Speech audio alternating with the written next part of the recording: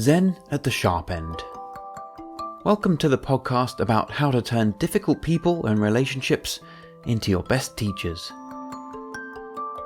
I'm Mark Westmoquette, a Zen Buddhist teacher, mindfulness teacher, and ex-professional astronomer. This is a podcast to go along with my book, Zen and the Art of Dealing with Difficult People. In each episode, we'll be exploring different varieties of people, relationships, and situations that we find irritating, difficult, or painful.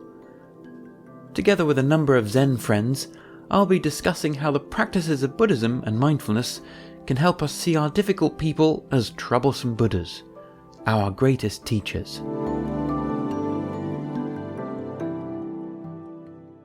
This podcast is sponsored by Zen Minded.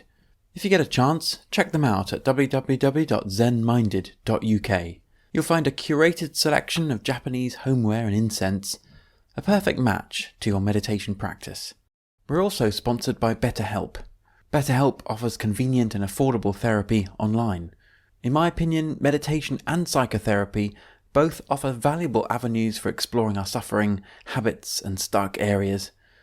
A while back I spent 3.5 years meeting twice a week with a psychotherapist when things had become acute, and it felt like the help he gave me was really transformational, especially when supported by my regular meditation practice.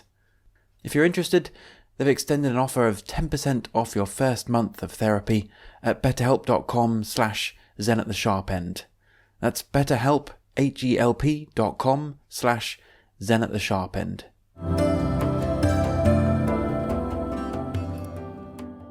My podcast has been going now for a year. Thank you so much to everyone who's listened over this time. I've had the amazing opportunity to share with you interviews with some amazing people, some very inspiring people, all about dealing with their difficult people, how they've come to find wisdom and understanding through difficulty. And I really hope you've enjoyed those podcasts and got a lot out of them. We've got some great ones, great people lined up for next year. So really looking forward to 2023 and some more inspiring people and ways to help you to deal with your difficult people. Now, in this episode, I thought I'd take the opportunity to do a bit of a Christmas special and talk a bit myself about a particularly thorny area of practice, and that is spending time with family. I'm going to talk a little bit from my own experience and from what I've heard speaking to other people. And from both of those angles, I'm absolutely certain that family members can be some of our biggest troublesome Buddhas, so our most difficult people. And Christmas is a time when we typically see a lot of family, and so there's a lot of potentially troublesome people or troublesome encounters to be had over that period. One survey I found says that half of people predict some kind of family squabble on Christmas Day. So I think most people would say if you're going to spend time with family over Christmas, there's going to be some difficult points, potentially on Christmas Day, but potentially around that time. So, it's important and really worthwhile spending a bit of time thinking about that and preparing ourselves for learning from those troublesome moments. I mean, we can't make them go away, we can't avoid them, or we can bury our head in the sand, I suppose, but if we're going to be spending time with family, then there will be moments that will be more difficult than others. So it's more about just changing our perspective on how that might be. So I think Christmas time gives us many, many excellent opportunities to learn and grow from those troublesome encounters. Now, I put this quote in my book, Zen and the Art of Dealing with Difficult People, in the family section. There's a wonderful quote by the famous spiritual teacher Ram Dass. He said, "If you think you're enlightened, go spend a week with your family." So I think, he understood and realized just how difficult it can be being with family. And in a sense, you can be as enlightened as you like. But putting it into practice and being there with, and family typically are very, very practiced at pressing your buttons and knowing how to get under your skin. So we spend a week with our family and we find all of our well-earned insights suddenly fly out the window. So what can we do? The other thing is, I know it can be troublesome over Christmas in a different way if you don't have family, or are abroad or away from family, or perhaps if you usually spend Christmas avoiding festivities because of some kind of past painful experiences. So, there's a lot of ways in which Christmas time can be quite troublesome and difficult for people. And there's lots of grist for the mill there, for sure. Now, in my own experience, my family has been very small. So from age 13 onwards, when my stepdad was killed in a car accident, it was just my mum, my sister and me. And we had some, my mum's sister and her family were not too far away, but we'd seen them a bit. But generally it was just the three of us, mum, my sister and me. And, over that period where you're together, relationships can be very undiluted. So, if you have a big family, the relationships between different people can be diluted by the fact that you're talking to this person and that person and the other person. But if there's just three of us, it was very undiluted and made it very intense over Christmas when we were spending time together, a lot of time together with much less activities going on. And of course, it was full of, certain expectations and cultural shoulds and shouldn'ts that I think bore down on us all from, various different places. And I think, having a small family is difficult, but I also know that having a big family can also have its own problems and lots of demands and things. So this is just my own personal experience. My mum was in a wheelchair. So after this car accident, my stepdad was killed. My mum ended up in a wheelchair. And, she also had some very traditional views of what Christmas should be and how we should be around that time and how we should all be together. And so I think that sort of played into it all there.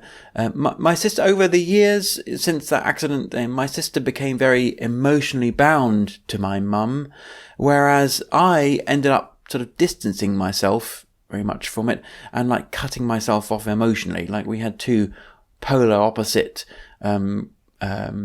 approaches, I suppose, to dealing with that kind of trauma and difficulty. I distanced myself and I cut myself off. So I kind of arrived back, let's say, for example, I was at university and I'd arrive back for Christmas time into what was sometimes a little bit of a tense situation, the two of them, and then me arriving with my kind of distanced emotions. And I'd, partly try to shut it out, maybe not engage with I don't know, with the two of them and with the Christmas sort of scene, I don't know, at home, that kind of thing. So I kind of shut things out to some extent. And as we got older, Mum always wanted us to be together for Christmas, but some years we'd have other wishes or maybe pulls from other partners or partners' family that we want to be with them and things. So that was in the mix as well.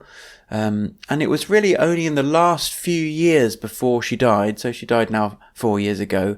And, I spent some time reflecting on how Mum and Christmas was such a troublesome Buddha for me. There was lots of difficulty and pain and suffering bound up in it. Mum certainly had very strong expectations of us, which I understood originated from her upbringing and also were bound up in her disability. For example, she couldn't go for a long walk, which, over Christmas might be something that people do. And in fact, it was something that we wanted to do. Go for a long walk, go to the forest or go along the beach and things like that. And so often there was just lots of sitting around. Because she couldn't leave the house so easily. Or we'd have to leave her at home and then we'd go for a walk, which was also had its own stresses about that.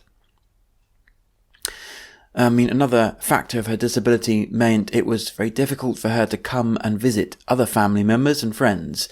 Sometimes their house would be totally inappropriate. It would be, up steps, or maybe they didn't have a toilet she could use. And, visiting was one thing, but certainly staying for a few days with someone was almost impossible with her being in a wheelchair. So people would have to come to her or come to us, because of that disability, which added a whole nother level of stress. When there were different parts of the family we wanted to visit, and I'm sure she wanted to visit too, but was limited by this disability. So for me, a lot of it was about letting go of my expectations and wants for her to be someone else. Letting go of my expectations for her to be someone who could go for a walk and to be someone who could visit other people. As much as I wanted that to happen, as much as she wanted that to happen, it was just, the situation was too difficult. It was too difficult. So then I couldn't do anything about it. And then it became this practice of, okay, I've just got to let go of wanting that, and then it became, it could be like a sort of grieving process, I suppose, for the person, the situation that I wanted. And then when you realize that's never going to happen, just letting it go, and then kind of grieving for that, mourning for that, and then, you come out the other side and you're in a different place. The other thing I found was quite useful was managing the length of time I spent with her over Christmas, so that it stayed pleasant for both of us, So it felt long enough. We felt we could connect and be together and, enjoy each other's company. But it wasn't so long that I'd get frustrated and sense the difficulty around it. So I would typically arrange other things to do when I was staying with her, go out and visit some other friends, so it was less intense, and then, limiting the amount of time I was there, so that it would kind of hit that sweet spot, I suppose. And from speaking to different friends and things, I get the sense that that's something that often people find very helpful, is to manage their time, to find the sweet spot. Maybe it's like half a day, or maybe 3 days, or maybe, something like that. That's just going to feel manageable, that keeps it pleasant on both sides and doesn't become too frustrating. So that we can enjoy our time together. And we very much, ended up being able to enjoy Christmas together, and developing and learning and evolving from the reflections that came up over the years when it sometimes became quite difficult, in the past. So Christmas can give us a few undiluted days with our family, and perhaps we don't get to see this family at any other point in the year. So sometimes we see distant parts of the family. Sometimes we see parts of the family which, we find particularly difficult. We only manage to see them one time of the year or whatever. Also, people close to you, like parents and siblings. Siblings especially have a very special talent at finding and repeatedly pressing your buttons. It's almost like the definition of growing up with a sibling is that they find and really become specialists at pressing your buttons and can know how to get to them very fast. There's lots there, right? So whether we're with distant family who can also press your buttons quite effectively, maybe there's some history there, or whether we're with close family who really kind of know how to press those buttons. Even with the best intentions sometimes, those buttons can get pressed. And it's the closeness of the relationships, and also the shared history stretching right back to, early times, far back as you can remember sometimes, that can make things really, really difficult to navigate and to know what to do for the best. And so what do? So I often give the example of seeing your uncle and getting subjected to the same old tirade about, quote, the state of the world, right? This is an example, right? You sit down with your uncle and, after a cup of tea and a mince pie, he starts chatting on about the state of the world, and you just get so irate and frustrated with listening to the same old stuff every time. With a bit of reflection, you might recognise that when your uncle launches into this usual monologue, you always, metaphorically, you always put up your fists and try to set him straight, right? So he's got his views, you've got your views, and, you don't agree with what he's saying, and you start to clench your body and try to set him straight, which inevitably leads to raised voices and eventually total exasperation. So in my book, Zen and the Art of Dealing with Difficult People, I call this the anger aversion pattern, where you're sort of averse to the situation and your response is to get angry, is to sort of fight back. Or perhaps you've noticed that you often, listen to his tirade and you tend to go quiet and then hold back the rising head of steam until you find a way to excuse yourself, get out of the situation. And that, in my book, I call the aversion avoidance pattern. So you're still averse to the situation, but instead of getting angry, you end up avoiding. So this is our habit patterns. This is our tendencies. These are the ways in which we have learnt to deal with difficulty to avoid pain. And we all have those patterns. Sometimes we default one way and other people default the other way. When the emotional heat rises, it always gets harder to stay consciously aware of your sensations and remain able to choose how you respond. So normally we react, and it becomes harder and harder as the emotional heat rises to choose how to respond. And that is what's known as becoming emotionally dysregulated. So it becomes harder and harder to choose how to respond, and our sort of instinctual, habitual, patterned reactions kick in. That's when we become emotionally dysregulated. And as we lose that awareness, as our habitual reactions take over, we basically fall back into our well-trodden grooves of habit reactivity. So maybe as your uncle settled into his chair, you said to yourself, this year I won't react. But then, I don't know, as he made his same point for the third time, just something snapped. And the next thing you know, you're in another shouting match. So that's it. That's the point where the emotional heat has risen to the level in which we just can't stay emotionally regulated. And, that point where we snap and we're shouting. And we basically fallen into these well-trodden grooves of reactivity. So I'd like to offer 6 things that might help. Number 1, don't eat so much.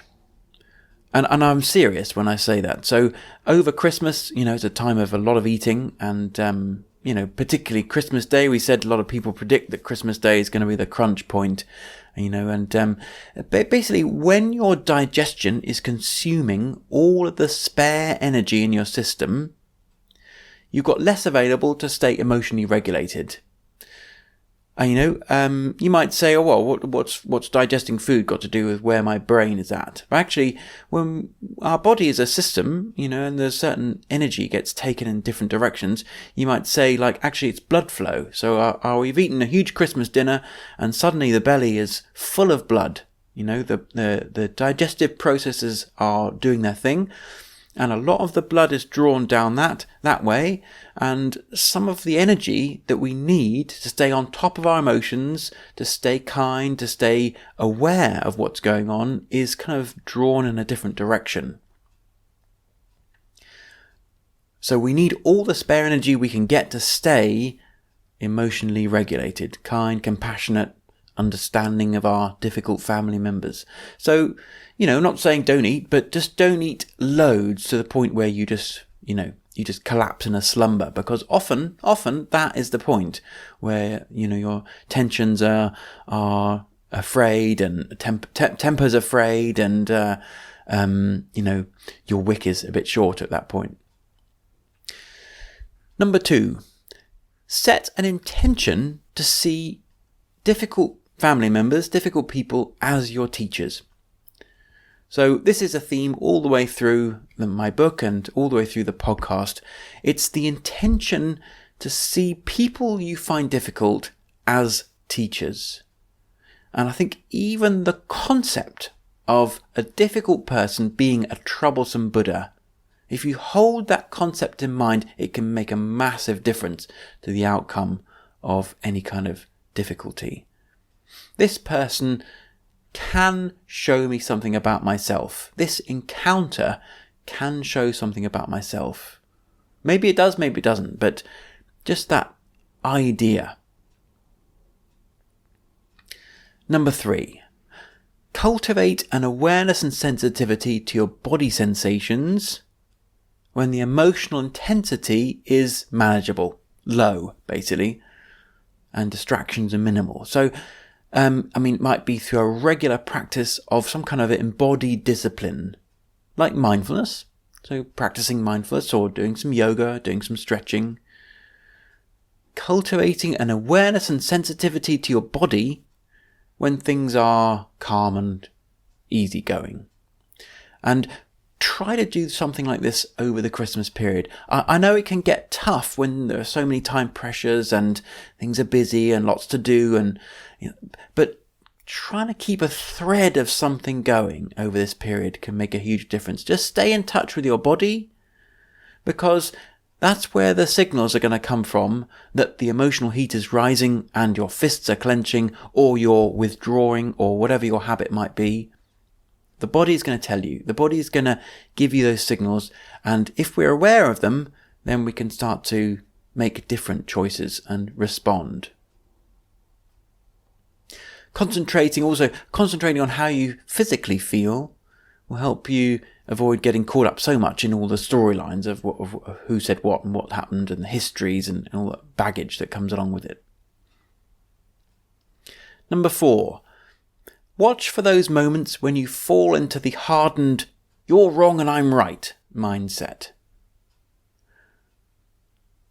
See if you can develop a willingness to entertain even the possibility that you may not wholly be in the right, or indeed that there even is a right. Particularly if you're in an argument with someone, there may not even be a right situation, a right stance, yeah? So remember, the difficulty relies in the relationship between you and the other person, between you and your family member, not just in the other person. The difficulty is in the space between, in the relationship. Number 5, try to look past the troublesome behaviour to see the person behind it. So we all have our default behaviour patterns, our habits, our deeply grooved habit patterns, and they've all arisen because of our past experiences. And we're all individuals, we've all had our own difficult pasts. So, people, including your family members, are all usually just trying to do their best. They're trying to get through it, right? They're trying to enjoy themselves, trying to relate and get on. So kind of like looking past the difficult behaviour and seeing that there is a person behind it with their own history and baggage and experience and. And number 6, cut yourself some slack. Dealing with difficult people is at the advanced end of mindfulness. And dealing with difficult family members, well, I think that's possibly the hardest aspect of practice there is. This is really tough. Remember, there is never a correct response to any given situation. Sometimes patience and tolerance is important. Sometimes asserting boundaries is important. Sometimes, even with the best of intentions, we mess up. We say something or do something that's hurtful, perhaps even multiple times. Mindfulness is about doing our best to be non-judgmental and non-critical, seeing things clearly for what they are. Remember that when we set an intention to be kind, that also means being kind to yourself. So that's 6 different ways in which I hope, we can bring a little bit more wisdom, a little bit more clarity, insight, kindness to our Christmas time and dealing with difficult family members. Now, I thought I'd also bring in here a couple of examples from the Buddha. And, the Buddha grew up in a family, had a family, and by the accounts that we read, he also had some difficult members of those families, of that family, especially his parents and a particular cousin that we're going to mention. Now, his father was named Suddhodana, and he was the leader of the Shakya state in northern India, where the Buddha was born. So he was born with the name Siddhartha, and as he was growing up, Suddhodana assumed he would take over from him and become the next leader. So he gave the young Siddhartha a very coddled, pampered upbringing. And this is a very traditional story of the upbringing of the Buddha. Lived in a palace which protected him from pretty much every danger or negative aspect of life. So the traditional accounts go, he had never seen a person who was old, he'd never seen a person who was ill, he'd never seen anyone die, he'd never seen anyone who was ugly. He was always coddled and protected from any kind of negative aspect of life. And you could say his parents were very, very coddling, pampering him to the extreme. So at some point when the young Siddhartha wanted to leave the palace and become a wandering ascetic and find out basically who he really was, his father refused. No, you can't go off. This is your place. We've created this wonderful place for you. You've got to stay here. No, we're not going to allow it. So then Siddhartha had to escape under the cover of darkness without even saying goodbye, in order to go out into the wilderness and learn meditation, find his own way, find who he really is, and had his, enlightenment experience and go on to become now what we call the Buddha. I think we can all see how an overprotective parent or parents refusing to let their child follow their dreams for perhaps some kind of fear of them coming to harm, or perhaps disappointment in them not fulfilling the path they'd set out for them, as a real sign of a troublesome Buddha. If we think about our own parents, our parents refusing to let their child follow their dreams for fear of them coming to harm. Absolutely understandable, totally understandable. We can step into any parent's shoes and see that is, very valid. Or indeed, a disappointment in them for not fulfilling the path that they had set out for them. I know many friends who have parents who have basically issues with their parents because their parents had set them a path and expected them to follow that path, and actually that's not what they wanted to do. They wanted to go off and do something else. Maybe they did, maybe they didn't, but either way, it can cause a lot of problems. So the Buddha, his father in particular, maybe both his parents were troublesome people for him. Another troublesome family member for the Buddha was his cousin, Devadatta. So here's a bit of backstory. So Devadatta was ordained as a monk along with his brothers and friends, and for a time was a highly respected monk within the Buddha's community, within the Sangha. Now, as time went on, Devadatta's practice went on. He developed certain powers of the mind, and these powers can be very seductive. Actually, we learn in Zen, for all of us, actually, these kinds of places can be very, very attractive, and, what kind of powers? When our mind becomes extremely clear, then we start to see little subtle aspects of what's going on in other people. We start to see other people in different ways. Traditionally, it's kind of being able to see the future, all those kind of weird, I don't know, strange aspects of meditation. Anyway, so he got quite good at this, right? And it's said within the stories that Devadatta became a little bit corrupted by these special powers. And maybe we can make a kind of parallel here with Star Wars, because there's something a little bit illustrative there. So in the parlance of Star Wars, you might say he went over to the dark side. So his motivation essentially shifted from one of wisdom and enlightenment and compassion to one of developing his own supernatural powers. Or at least that's the way it's portrayed, in the stories, right? So Devadatta attempted to undermine the Buddha on a number of occasions. Once he claimed the Buddha was too old and suggested he take over running the Sangha, the community. But it's recorded the Buddha rebuked Devadatta harshly, saying he was not worthy. Now, on hearing this, it seems the Sangha questioned how such a harsh response could be justified as right speech. And of course, right speech is one of the practices of the Eightfold Path. So the community questioned the Buddha. Why are you so harsh? And the Buddha compared his reaction to Devadatta to a small child who got a pebble into his mouth and was about to swallow it. So he suggested the adult would naturally do whatever it took to get the pebble out of the child's mouth, even if it meant drawing blood.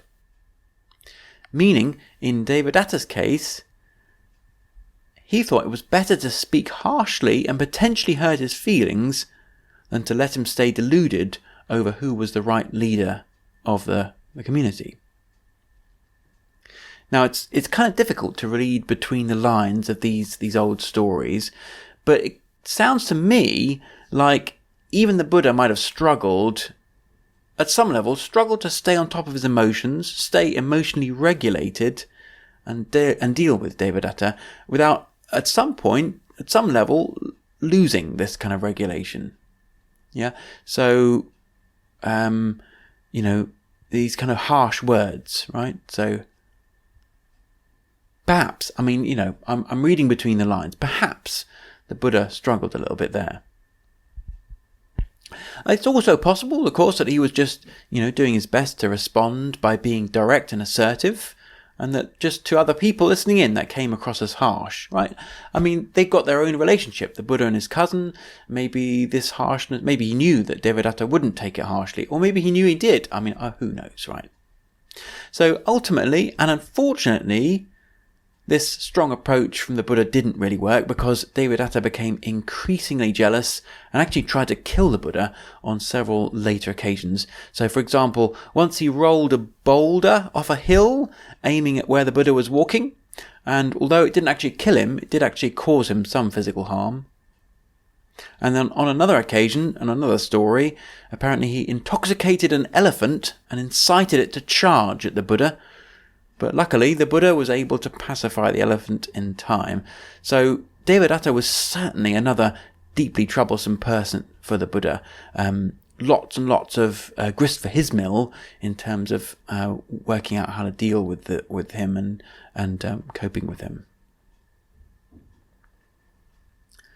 Yeah, so just a little example. The Buddha was certainly not immune to this either. He had difficult family members. So, whatever the individual cocktail of difficult family members you expect to see over Christmas or not to see, I wish you all the energy you need to stay in touch with the mix of emotions and sensations that are going to come up over that time. And I really hope that you manage to dodge the rolling boulders and charging elephants, and manage to find a way of acting from a place of compassion, insight, and kindness. I often find I come back to this question: what's the kindest thing to do for all parties concerned? And including myself in that question. Like, if we're struggling to know what to do, what's the kindest thing we can do for all parties involved? Difficult people are absolutely some of our best teachers on this spiritual path when we open our eyes to them. And if you want to read a bit more about dealing with difficult family members, then do please get a hold of my book, Zen and the Art of Dealing with Difficult People. I've got a whole section on dealing with family and some very heartwarming and inspiring examples from other people I interviewed around how they have found a lot to learn from their family members. So I wish you a very merry period of encountering a broad range of troublesome Buddhas, and I wish you a great many insights to arise from them. Take care, and I'll see you in the new year. If you've enjoyed this podcast, please leave a review and a star rating on whatever platform you use. And do recommend it to others, because we all have difficult people in our lives, and each of them offers us a real opportunity for learning and growth. For more information about my book and what else I offer, head over to my website, markwestmoquette.co.uk. Thanks so much for listening. Bye for now.